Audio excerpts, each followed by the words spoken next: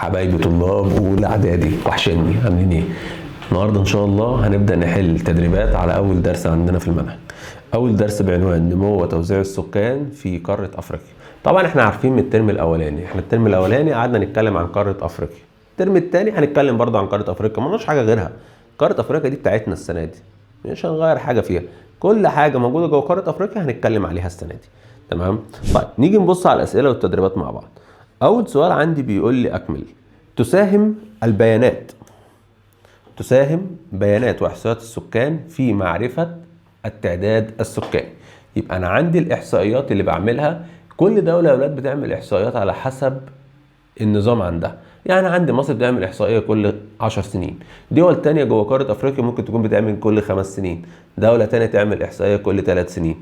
بس في الاخر اللي انا ببقى عايز من خلال احصائيه السكان ان انا اعرف التعداد السكاني. نيجي للسؤال الثاني. تأتي قارة نقط في المرتبة الثانية عالميا من حيث عدد السكان. من حيث عدد السكان في قارات العالم أنا عندي المرتبة الأولى ودي بتاخدها قارة آسيا، المرتبة الثانية ودي اللي خدتها قارة أفريقيا. تعد قارة أفريقيا أعلى قارات العالم من حيث معدل المواليد. يعني عندي قارة أفريقيا هي أعلى معدل مواليد في العالم. طب يعني إيه كلمة معدل مواليد؟ قال لي معدل المواليد ده أنا بعرف نسبة أو عدد اللي اتولدوا خلال فترة زمنية معينة. يعني أقول لك مثلا كل سنة زاد أو اتولد 10 مليون، كل سنة اتولد مليون، كل سنة اتولد 100,000. فأنا عندي فترة زمنية محددة ومن خلالها بقدر أعرف إيه؟ الزيادة أو معدل المواليد. طيب تعد دولة نقط في المرتبة الأولى من حيث ارتفاع معدل المواليد في قارة أفريقيا. أكتر دولة عندي في قارة أفريقيا من حيث معدل المواليد هي دولة نيجيريا. سجلت دولة النيجر ونقط أعلى معدل للزيادة الطبيعية. أعلى معدل للزيادة الطبيعية. يعني إيه كلمة زيادة طبيعية أصلا؟ الزيادة الطبيعية دي أنا بطرح المواليد من الوفيات. اتنين أنا كإنسان ماليش دخل بيهم، يعني أنا ما أقدرش مثلا إيه أحيي حد وأموت حد، دي حاجة بتاعت ربنا، فدي بنقول عليها طبيعية. يبقى أنا عندي معدل الزيادة الطبيعية هو فرق عدد المواليد من عدد الوفيات، بطرح الاتنين من بعض. وأعلى دولتين في معدل الزيادة الطبيعية عندي هما النيجر وإيه تاني؟ دولة الصومال. تنقسم الهجرة الخارجية إلى نوعين. طيب الهجرة عندي يعني ايه كلمة هجرة أصلا؟ كلمة هجرة هي انتقال الشخص من مكان لمكان آخر. أنا كإنسان اتنقلت، كنت قاعد في الحتة دي، بدل ما قاعد هنا خدت بعضي ورحت الحتة دي، ده كده اسمها هجرة. أنا لما هاجرت. طب الهجرة عندي بقى خارج البلاد دي بتبقى كام نوع؟ قال لي 2. الهجرة الخارجية يا إما هجرة وافدة، حد جاي لي البلد عندي، يا إما هجرة نازحة أو مغادرة اللي بيسيب قارة أفريقيا ويخرج لإيه؟ لبره. يبقى انا عندي الهجرات الخارجيه نوعين، يا اما هجره وافده او هجره نازحه. من المدن الاكثر اكتظاظا بالسكان، ايه المدينتين اللي عندي في قاره افريقيا مليانين سكان؟ قال لي اول مدينه القاهره، تاني مدينه لاجوس. من المناطق ذات الكثافة السكانية المتوسطة في أفريقيا. الكثافة السكانية يعني كلمة كثافة أصلا؟ كلمة كثافة سكانية دي أنا بشوف المساحة اللي قاعد فيها السكان أقسمهم على عددهم. بمعنى أنا عندي دلوقتي أرض 100 متر، ال 100 متر دول عايش فيهم 3 أو عايش فيهم 4، يبقى كل واحد فيهم قاعد في قد إيه؟ 25 متر. طب لو عندي نفس ال 100 متر بس عدد السكان 100، أصبح إن كل واحد فيهم قاعد في متر واحد، فدي اسمها الكثافة السكانية. دي اسمها الكثافة ايه؟ السكانية. طب انا عندي في قارة افريقيا في تعدد في الكثافات، عندي مناطق فيها كثافة سكانية مرتفعة، ودي بيكون بسبب وفرة الاراضي الزراعية او وفرة الاراضي الخصبة والمياه العذبة، فبالتالي السكان بتتركز فيها ويرتفع فيها وتبقى الكثافة فيها ايه؟ مرتفعة. وعندي مناطق تانية الكثافة السكانية فيها متوسطة زي الهضبتين اللي هنتكلم عنهم دلوقتي، وعندي مناطق الكثافة السكانية فيها منخفضة زي مناطق المستنقعات والغابات، وبرضه هنعرف ليه. وعندي مناطق الكثافة السكانية فيهم نادرة زي الصحاري. الصحاري مبقاش فيها سكان كتير، تمام؟ طبعا بسبب قلة الموارد المائية وقلة ايه؟ الزراعه. طب انا عندي، خلينا في اللي احنا فيه، انا عندي هنا الكثافه السكانيه متوسطه في هضبه ايه؟ قال لي واحد هضبه الحبشه، والهضبه الثانيه هضبه البحيرات الاستوائيه. طيب نيجي بعد كده ونتكلم على صح وغلط. في صح وغلط بقى، اول سؤال بيقول لي يعد السكان المحور الاساسي في عمليه التنميه. عمليه التنميه دي ان احنا بنستفاد من كل الموارد المتاحه عندنا. طب انا دلوقتي لو عندي نهر النيل وعندي اراضي خصبه بس ما عنديش حد يزرع الارض، هل انا اقدر استفاد بيها؟ برافو عليكم، زي ما انتوا قلتوا كده. لا، يبقى انا عندي الانسان او السكان هو المحور الاساسي في عمليه التنميه. يبقى اول سؤال عندي اجابته تبقى صح. نيجي بعد كده للسؤال الثاني. يمثل سكان قاره افريقيا نحو نصف سكان العالم. غلط. النص دي غلط، الصح بتاعها خمس، 20%. عشان لو جات لي ايه وقالت لي كام في المية يبقى 20%. من المتوقع أن يقل عدد سكان قارة أفريقيا بحلول 2050. هل الكلام ده صح؟ قال لي لأ، غلط، بدل يقل هيزيد. طب إيه الدليل يا مستر إن هو هيزيد؟ قال إن سكان قارة أفريقيا في الوقت الحالي مع آخر تعداد سكان اتعمل، قال إن سكان قارة أفريقيا دول 1.5 مليار. كلام يحترم. طب في 2050 هيبقوا 2.4 مليار، يبقى كده زاد ولا قل؟ برافو عليكم، زي ما انت قلتوا زاد. تعد الزياده الطبيعيه للسكان هي المسؤول الوحيد عن النمو السكاني. طبعا هنا لازم نقول له ايه؟ غلط. ليه؟ بسبب كلمه الوحيد. هو لو ما كانش جابها كانت تبقى الاجابه صح. بمعنى انا دلوقتي عندي سببين هم اللي بيأثروا عندي في تعداد السكان. يا اما زياده طبيعيه، عندي عدد مواليد كتير، عدد وفيات قليله، فبالتالي الزياده الطبيعيه عندي زادت.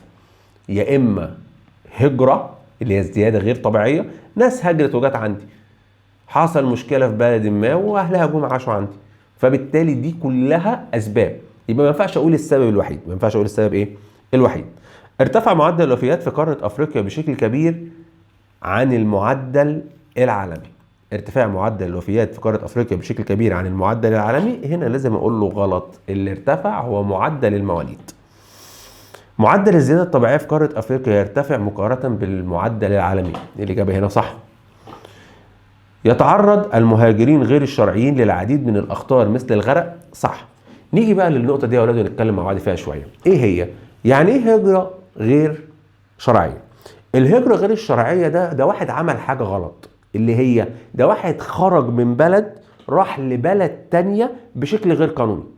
يبقى انا عندي الهجره غير الشرعيه دي عباره عن ايه؟ واحد هاجر من بلد راح لبلد تانية بس بشكل غير قانوني، فبالتالي ده بيعرض نفسه لاخطار، زي انه ممكن في الطريق يغرق، لان معظم الهجرات غير الشرعيه بتكون عن طريق الميه.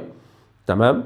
ونخلي بالنا انا قلت معظم مش كل، لان في ناس بتاخد وتقول لك كل، لا، في ناس بتهاجر هجره غير شرعيه عن طريق الحدود البريه. تمام. تاني نقطه عندنا انا بفقدها، قال ان انا بفقد حقوقي كمواطن في الدوله دي. بمعنى الشخص اللي رايح بهجره غير شرعيه فهو داخل بشكل غير قانوني، تمام، ورقه غير سليم، فبالتالي هو هناك مهدد في اي لحظه انه يترحل من البلد دي ويرجع على بلده تاني. تمام، غير انه هيتحبس. طب ايه تاني؟ قال له وقت ما يحصل معاه اي مشكله مش هيقدر ان هو يطالب بحقه، فبالتالي هو فقد حقوقه كمواطن. انا هنا ممكن لما يحصل معايا مشكله مع اي حد، اقل حاجه هاخد بعضي واطلع على القسم هعمل له محضر، لكن هو هناك لو حصل معاه مشكله، لو اتسرق، تمام، مش هيقدر يروح يعمل محضر. ليه؟ لان هو ورقه اصلا غير قانوني. انت قاعد في الدوله بشكل غير قانوني، هتروح تشتكي ازاي ده انت لو رحت يحبسوك انت على طول.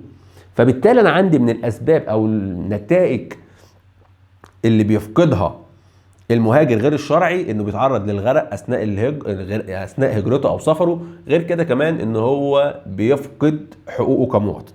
طيب، تسعى الدول الافريقيه الى تحقيق مزيد من التنميه للحد من ظاهره الهجره غير الشرعيه. الاجابه صح. الدول الافريقيه عندي قالت لك مشكله الهجره ايه؟ الناس بتهاجر ليه؟ انا عندي ناس بتهاجر عشان تزود دخلها، تحسن مستواها المادي، تمام، فقالت لك خلاص انا ازود لك هنا واعمل لك عمليات تنميه، ابدا ازود مصانع، ابدا ازود شركات، ازود لك فرص عمل، فبالتالي احاول على قد ما اقدر ان انا اقلل من فكره الهجره غير الشرعيه. تتساوى الكثافه السكانيه في قاره افريقيا من دوله لاخرى. هل الكلام اللي احنا قلناه ده ينطبق مع اللي احنا قلناه قبل كده من شويه؟ قال لا طبعا. احنا قلنا ان الكثافه بتختلف من مكان لاخر على حسب تركز السكان وعلى حسب الاحتياجات اللي الانسان هيحتاجها. منطقه فيها ميه عذبه وتربه خصبه، بالتالي انا بالنسبه لي كويس هقعد فيها براحتي.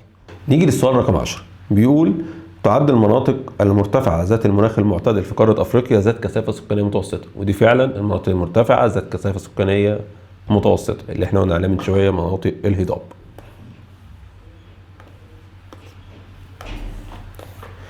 نيجي بقى بعد كده ما المقصود؟ يعني ايه الهجره الوافده؟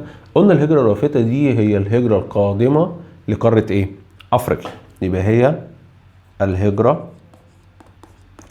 القادمه الى افريقيا.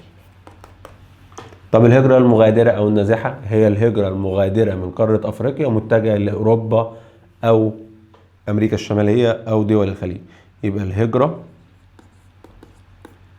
من افريقيا متجه الى امريكا الشماليه واوروبا. الهجرة غير الشرعية قلنا هو الانتقال الشخص من مكان لآخر بشكل غير قانوني. هو انتقال الشخص من مكان إلى آخر بشكل غير قانوني. نيجي بعد كده ونشوف صوب، نصحح بقى في كلام غلط هنا عايزين نقول الصح بتاعه. تأتي دولة مصر في المركز الثاني افريقيا من حيث عدد السكان. الكلام ده غلط يا باشا، ما عندناش منه. ليه بقى؟ قال لك انا عندي في مصر في قارة افريقيا 3. تمام؟ نيجيريا واخده المركز الاول في عدد السكان، اثيوبيا المركز الثاني، مصر المركز الثالث. فاصبح ان كلمة مصر هنا غلط، بدل مصر يبقى دولة اثيوبيا. تحتل دولة السودان المركز الاول افريقيا في عدد السكان.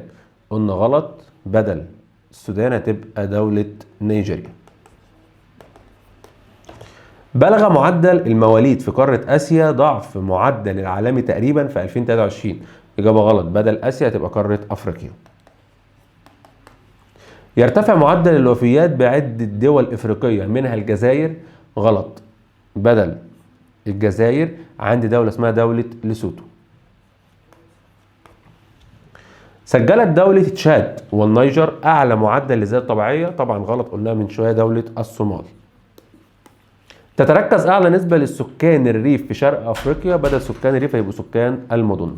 من المناطق ذات الكثافة السكانية المنخفضة هي مناطق نقط في مناطق السافانا والستيبس، المناطق الحارة، مناطق الغابات. كلما ارتفع معدلات الزيادة السكانية ارتفع مستوى الأمن الغذائي. أنا عندي ما بين عدد السكان والأمن الغذائي العلاقة ما بينهم طردية، يعني علاقة عكسية قصدي. يعني ايه؟ يعني كل ما زيادة السكان تزيد كل ما الأمن الغذائي اللي يحصل له يقل. ليه؟ احنا دلوقتي 5، معانا 5 ترغفة، كل واحد فينا هياخد رغيف. تمام؟ طب احنا بقينا 10، أصبح إن كل واحد فينا هياخد نص. طب لو بقينا 20 أصبح كل واحد فينا هياخد ربع. فأنا كل ما التعداد بيزيد كل ما الأكل اللي بيبقى موجود عندي أو الغذاء بيبدأ إيه اللي يحصل له؟ إنه يقل. فبالتالي بدل يرتفع يبقى يقل. يمثل سكان قارتنا الإفريقية نحو نقط سكان العالم. قلنا من شوية خمس سكان العالم. تأتي في المرتبة الأولى عالميا من حيث عدد السكان قارة، قلنا برضو آسيا. تأتي قارة أفريقيا في المرتبة نقط عالميا من حيث عدد السكان، قلنا المرتبة الثانية. بعد كده بيقول لي تعد دولة ليسوتو من أكثر الدول الإفريقية في معدل الوفيات. أنا عندي في معدل الوفيات دولة تشاد ودولة إيه؟ ليسوتو. تعد دولة نقط من أعلى الدول الإفريقية في معدل الزيادة الطبيعية. قلنا من شوية النيجر، تمام، دي زيادة طبيعية، ومعاها دولة الصومال. من المناطق ذات الكثافة السكانية المرتفعة في قارة أفريقيا، كثافة سكانية مرتفعة، تمام، يبقى السواحل الشرقية، تمام، الحبشة متوسط، مستنقعات نادر، صحراء نادر. فالإجابة الصح عندي هي السواحل إيه؟ الشرقية. بعد كده بيقول لي من اكثر الدول الافريقيه اكتظاظا بالسكان، مليانه سكان، قلنا من شويه كانت القاهره ولاجوس، ما عنديش غير لاجوس. زادت الهجره غير الشرعيه من افريقيا الى قاره اوروبا. ده دلوقتي عندنا العيال كل واحد هوب ياخد بعضه يسافر من قاره افريقيا هوب على طول على ايه؟ قاره اوروبا، لان هي اقرب القارات لينا. تمام. طبعا انتوا لو مقضينا على التيك توك فانتوا اكيد حافظين الثلاثي، احسن واحد قاعد في ايطاليا دلوقتي. تمام. اولى الدول الافريقيه الجاذبه للمهاجرين. ايه بقى الدول اللي موجوده عندي في افريقيا تجذب ناس من بره افريقيا ان هم يجوا يقعدوا عندي؟ قال لي دوله جنوب افريقيا. تعد منطقة نقط في السودان من المناطق ذات الكثافة السكانية المرتفعة. تمام. أنا عندي في السودان منطقة بيتركز فيها السكان وارتفاعها قوي أو ذات سكان مرتفعة الكثافة فيها عالية، هي منطقة النيل الأزرق، ولا أبيض ولا عطبرة ولا السباط. أي من ما يلي تعد من مناطق ذات الكثافة السكانية المتوسطة. تمام. بقول مناطق استخراج المعادن.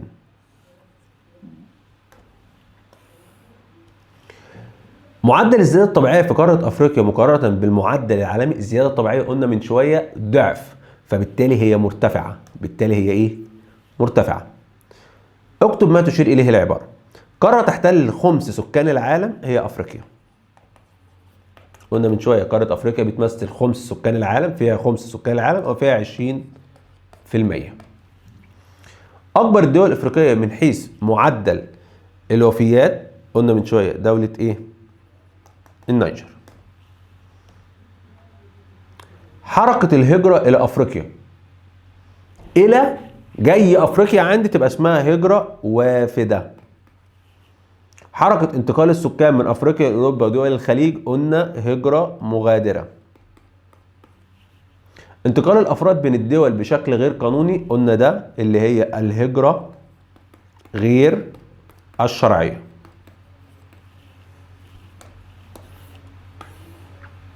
هنا بقى نبص على الخريطة مع بعض. في الخريطة بيقول لي منطقة ذات كثافة سكانية مرتفعة رقم 1 وموجودة عندي في مصر، دي وادي النيل. وادي النيل في مصر والسودان منطقة كثافة سكانية مرتفعة. أعلى الدول الإفريقية من حيث عدد المهاجرين والوافدين اللي هي رقم 2 تحت دي اللي احنا قلنا عليها من شوية. أكتر دولة في قارة أفريقيا عندي بتستقبل ناس بتهاجر إليها من بره أفريقيا هي دولة إيه؟ جنوب أفريقيا. اختر رقم 3 الحتة دي. تمام. منطقة ذات كثافة سكانية بقول له نادرة. ليه؟ لأن هنا الصحراء الكبرى. رقم 4 منطقة ذات كثافة سكانية متوسطة وهي هضبة اللي موجودة عندي هنا في وسط أفريقيا، هي هضبة البحيرات. رقم 5 دولة من حيث عدد السكان تحتل المركز الكام؟ هنا من حيث عدد السكان هي تاخد المركز الثاني لان دي دولة اثيوبيا. لحد هنا انا شايف الاسئله بتاعت الدرس سهله وما فيهاش حاجه صعبه. تمام. بعد كده بيقول لي بما تفسر اهميه دراسه بيانات واحصائيات السكان. ليه مهم ان انا ادرس بيانات واحصائيات السكان؟ تمام. قال لي عشان اعرف معدل الزياده الطبيعيه واعرف معدل الزياده والنمو. تمام. يبقى هنا لمعرفه معدلات الزيادة. تمام. والاحتياجات.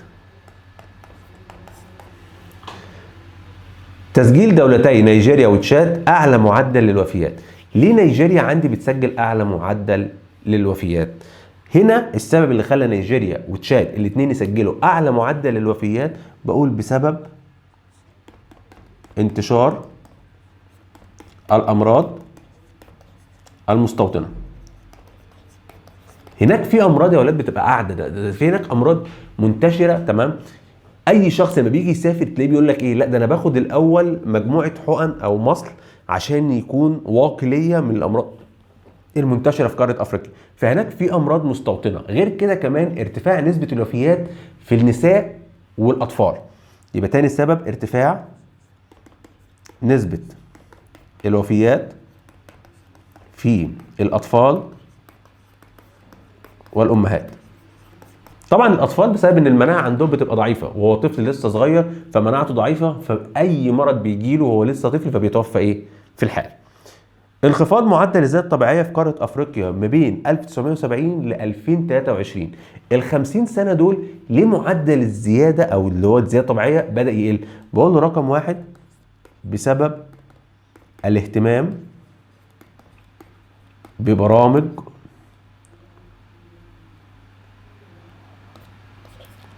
تنظيم الأسرة. تمام، يبقى انا عندي الدول الافريقيه بدات ان هي تهتم ببرامج تنظيم الاسره. تمام، اللي هو يهتم ان عدد السكان مثلا كل واحد بيتجوز يخلف طفلين، طفل. تمام، ما يبقاش عندي اعداد الاطفال الكتير او يبقى عندي نسبه المواليد عاليه، فبالتالي بدات ان الزياده الطبيعيه تقل جوه قاره ايه؟ افريقيا. يعد وادي النيل والدلتا من المناطق ذات الكثافه السكانيه المرتفعه. طبعا دي بقول له بسبب وادي النيل والدلتا منطقه فيها ايه؟ اول حاجه موجود فيها تربه خصبه زائد مياه عذبه. يبقى انا عندي في المنطقه دي السكان بتتركز فيها ليه؟ بقول له عشان موجود فيها تربه خصبه وموجود فيها كمان ميه عذبه، فبالتالي قامت حرفه الزراعه والناس بدات تستقر في المنطقه دي.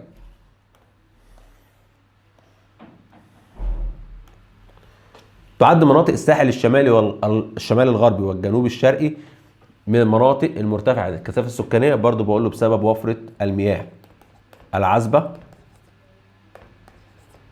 والتربه الخصبه. تعد المناطق الصحراويه ذات كثافه سكانيه منخفضه. هنا بقى هعكس، هقول قله المياه العذبه والتربه الخصبه. يبقى انا عندي في الصحاري المياه العذبه قليله، التربه الخصبه قليله، فبالتالي يقل فيها تركز السكان. لكن في الوادي والدلتا ميه موجوده، ميه عذبه ينفع اكل اشرب ازرع منها. تمام، وعندي كمان تربه خصبه، فبالتالي يبدا ان السكان تتركز فيها. تسعى الدول الافريقيه لاقامه العديد من المشروعات الاقتصاديه. انا بعمل مشروعات اقتصاديه ليه؟ قال لي الهدف هنا من المشروعات الاقتصاديه دي ان انا البي احتياجات الدول الافريقيه. يبقى الهدف هنا لتلبيه احتياجات الدول الافريقيه.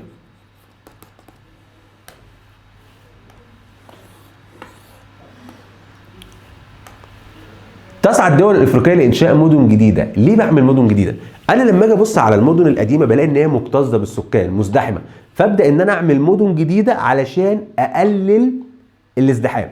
يبقى انا عندي الهدف من انشاء المدن الجديده تقليل الازدحام والتكدس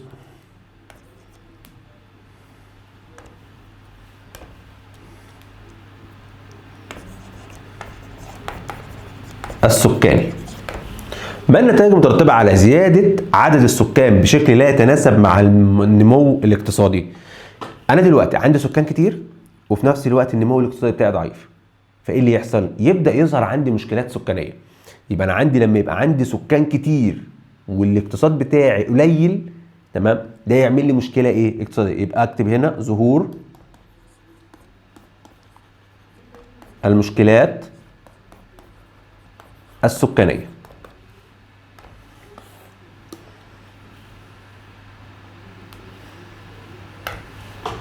ما النتائج المترتبة على هجرة غير الشرعية من أفريقيا لأوروبا؟ أقول له الهجرة غير الشرعية دي هي بتأثر بالسلب على أمن الدول. بمعنى دلوقتي الشخص اللي بيهاجر من دولته بشكل غير قانوني فهو خرج من حدود الدولة، المفروض إن هي على حدودها موجود أمن، بشكل غير قانوني. تمام، وبالتالي دخل كمان دولة تانية من الحدود بتاعتها بشكل غير قانوني، فده يأثر عندي بالسلب على أمن الدول. يبقى أنا عندي هنا النتيجة المترتبة على هجرة غير الشرعية، وخلي بالي إن اللي بيتعرض ليه المهاجر غير الشرعي حاجة ونتيجة الهجرة دي حاجة تانية خالص. يبقى أنا عندي في نتيجة الهجرة إن هو بيأثر بالسلب على أمن الدول، لكن المهاجر نفسه بيتعرض لايه؟ انه ممكن يغرق في الطريق، بيفقد حقوقه. تمام، غير كده ان هو بيعتبر ان هو ساب دولته وراح لدوله تانية، فقد يعني الهويه بتاعته نفسها. انا مش قادر لا اتكلم ولا قادر اطالب بحقوقي ولا قادر اقول لك لا انت ظالم ولا قادر اقول لك لا ده حقي وانت واخده مني. تمام، فبالتالي كل ده هو بيفقده. يبقى المهاجر غير الشرعي بيحصل له مشاكل، بيحصل له مشاكل، لكن النتيجه بتاعت الهجره نفسها دي بتاثر على ايه؟ امن الدول. يبقى انا عندي هجره غير الشرعيه بالنسبه للدول بقول تؤثر بالسلب على الدول، تؤثر بالسلب على امن الدول.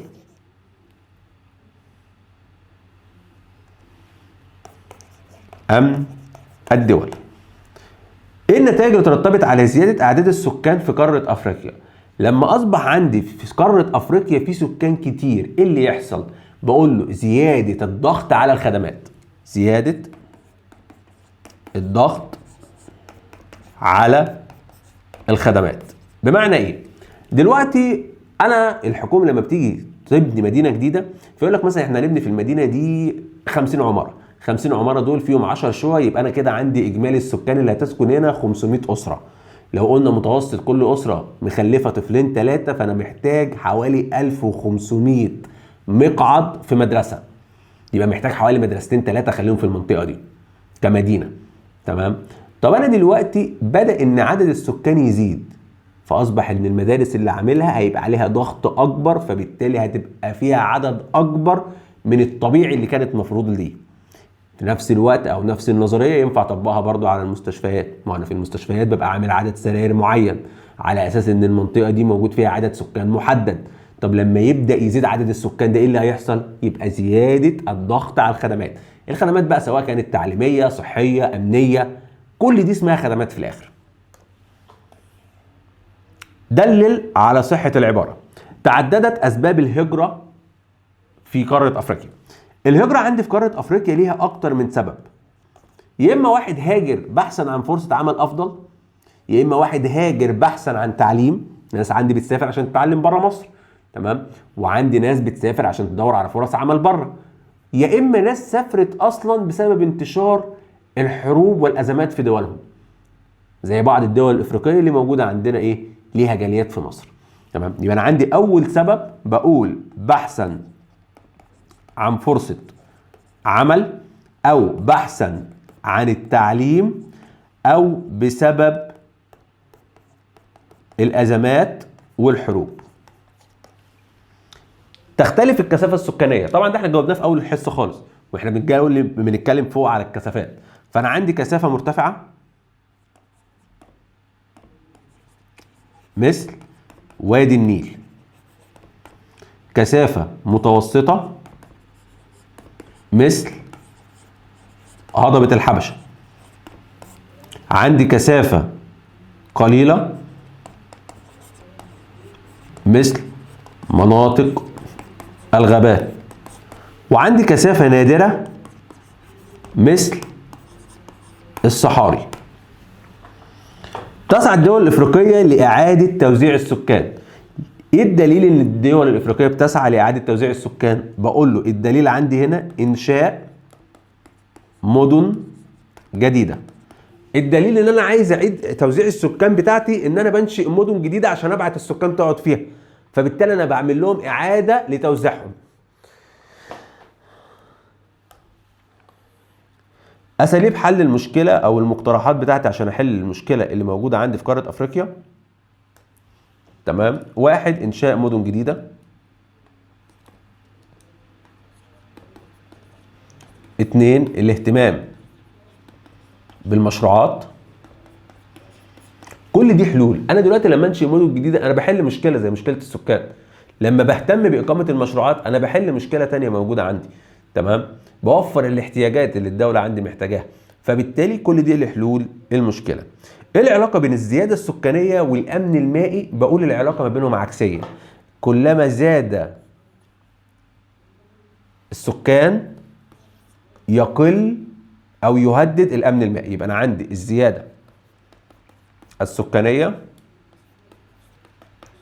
تهدد الامن المائي. نيجي بقى لاسئله مستويات القمه. ده سؤال تميز يبين الطالب اللي فهم من الطالب اللي حافظ. طبعا انا عايزكم عندي كلكم تبقوا طلبه فاهمه مش حافظه. بمعنى السؤال دلوقتي لما هاجي اساله هيبقى جاي هنبدا اصلا نحله ازاي. تمام؟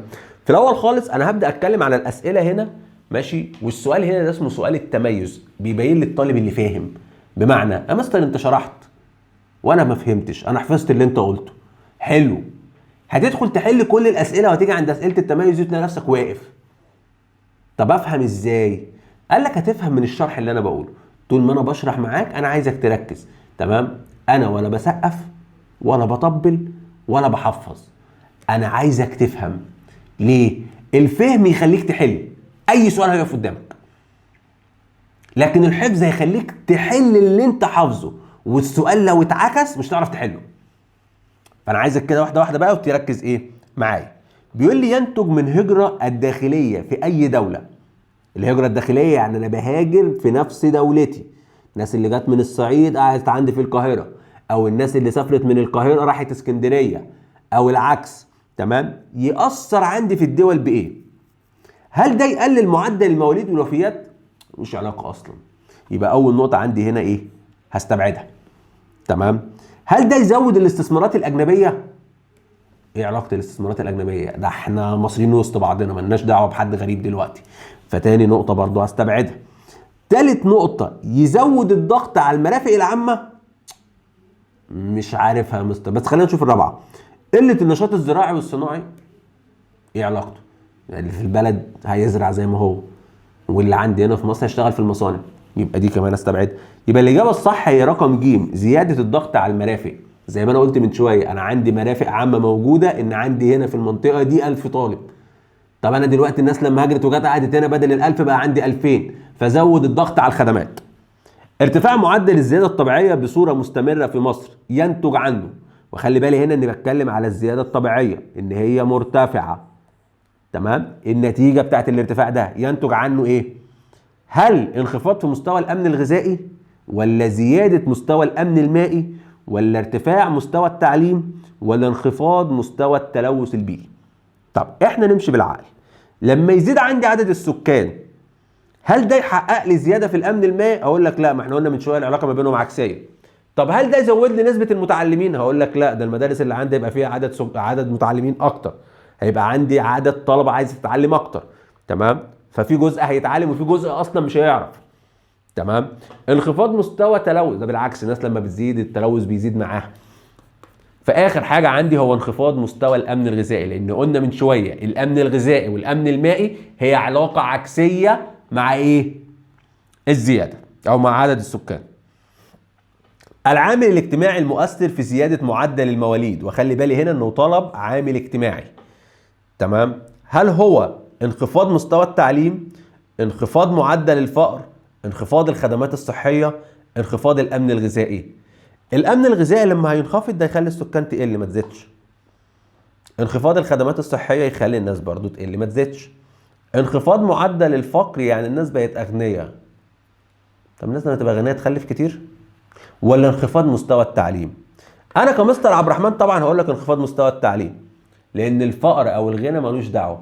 انا عندي ناس غنيه وخلفت كتير، وعندي ناس فقيره وخلفت كتير، وعندي ناس غنيه وخلفت قليل، وعندي ناس فقيره وخلفت كتير برضه. هو كده، ما تعبنيش الله، راجل يا باشا حر، انا اخلف زي ما انا عايز، تمام؟ لما اقول لك اكلني يبقى تقول لي لا، وهو دي في الاخر بقى اللي بيحصل، يقول له لا ينزل يا ابني شوف لك شغل وما تقرفناش، تمام؟ نيجي بعد كده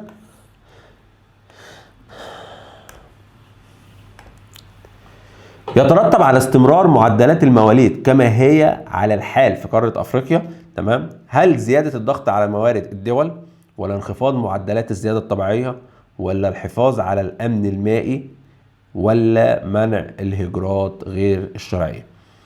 تمام؟ يبقى أنا عندي معدلات المواليد اللي موجودة دلوقتي في قارة أفريقيا اللي هي مرتفعة، دي هيزود الضغط على الموارد، ولا هينخفض معدل الزيادة الطبيعية، ولا هيحافظ لي على الامن المائي، ولا هيمنع الهجره؟ طبعا ب ودال وجيم غلط، هي الاجابه الصح زياده الضغط على الموارد الدول. حدد مستوى الكثافه في المناطق الاتيه. عاصمه احدى دول شمال افريقيا وتقع على مجرى نهر النيل، اللي هو ما بيني وما بينك كده في الخباثه القاهره، ها ما تقولش لحد بقى، ماشي؟ عشان هي اللي بتقع على نهر النيل وموجوده في دول الشمال بس. يبقى هنا القاهره، يبقى عندي هنا كثافه مرتفعه، مناطق بها مستنقعات بقارة افريقيا. مناطق المستنقعات قلنا دي نادرة ولا قليلة؟ مناطق المستنقعات نادرة. بعد كده بيقول لي رتب الدول من حيث عدد السكان. طب في عدد السكان يا مستر احنا قلنا من شويه نيجيريا واخده المركز الاول، اثيوبيا واخده المركز الثاني، مصر واخده المركز الثالث. طب في معدل الوفيات قال لي نيجيريا واخده المركز الاول، تشاد واخده المركز الثاني، ليسوتو واخده المركز الثالث. تمام. طب لما نيجي نشوف بقى هنا بيقول لي ايه المقترح ان انت كطالب في اولى اعدادي تقوله لي عشان اخفض معدل الزياده الطبيعيه في مصر. انت كطالب ربنا كرمك يا ابني وبقيت عندنا في اولى اعدادي الحمد لله، راجل كبير ناضج عاقل. تمام. ايه اللي انت ممكن تقوله لي فبالتالي ينفع ان انا اعمله علشان اقلل معدل الزياده الطبيعيه في قاره افريقيا؟ معدل الزياده الطبيعيه يقل في حاله واحده، ايه هي؟ لما يقل عندي معدل المواليد. طب انا عندي معدل المواليد لما يقل نتيجه لايه اللي هيحصل؟ هيقل كمان معدل الزياده الطبيعيه. يبقى المقترح اللي هكتبه له هنا هقول له يقل او قله معدل المواليد. دي كده الاسئله بتاعت الدرس الاول. انا شايف ان الدرس الاول سهل، وان شاء الله لما تتابع معانا هتلاقي كل جديد. واقول لك على مفاجاه كمان، ان احنا كل اسبوع هيبقى عندنا مواعيد ثابته وهننزل فيها حل التقييمات وهننزل كمان فيها حل التدريبات. مع القيصر انت في امان ليوم الامتحان. حبايب قلبي اشوفكم الحصه الجايه على خير. سلام.